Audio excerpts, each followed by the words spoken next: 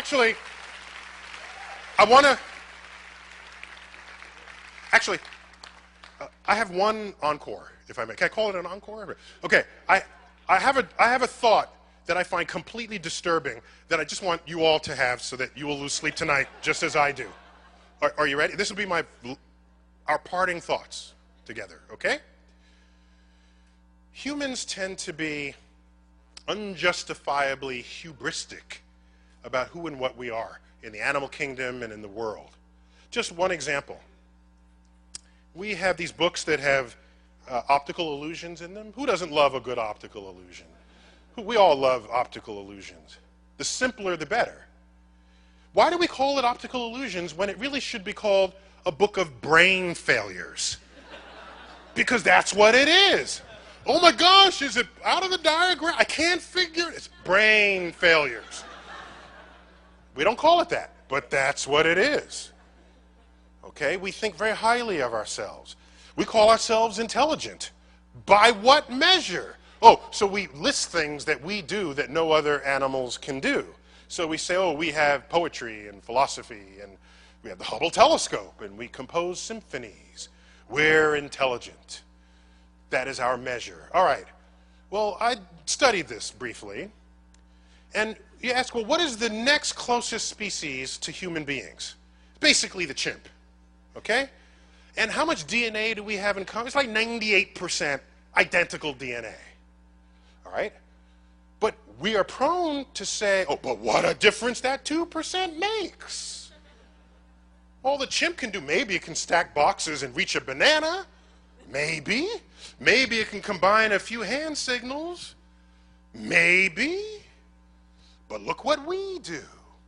So we are convinced that whatever is in that 2% is significant.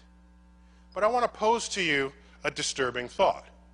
Maybe the difference in our cognitive capacity between us and chimps, we and chimps, maybe that difference is as small as that 2% suggests. Maybe the Hubble telescope and our greatest of operas and music and poetry is not much different from stacking boxes and reaching a banana. You say, Tyson, how could you say, what do you need, what, just look, look. Well, that's hubris. Because imagine, in whatever is this cognitive scale, oh, by the way, the smartest chimps, the primatologists roll them forward and they're doing what our toddlers do. Isn't that right?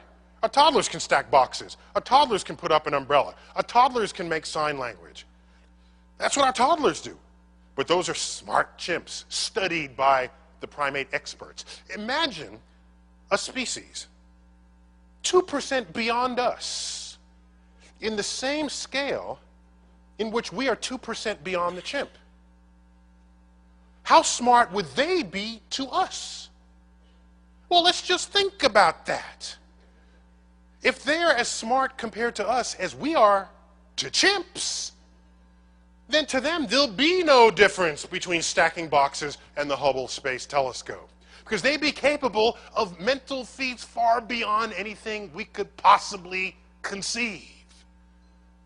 Their humanitologists would roll Stephen Hawking forward and say, this one is slightly smarter than the rest, because he can do astrophysics calculations in his head, like little Junior over here does.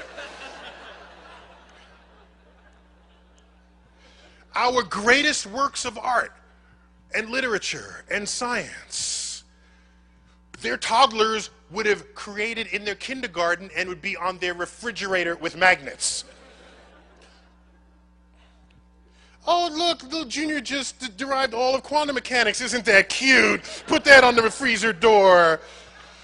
Oh, this is your 20th sonata. Oh, that is so cute. We call ourselves smart. You don't know if you're smart or not until you have another species blow you out of the water.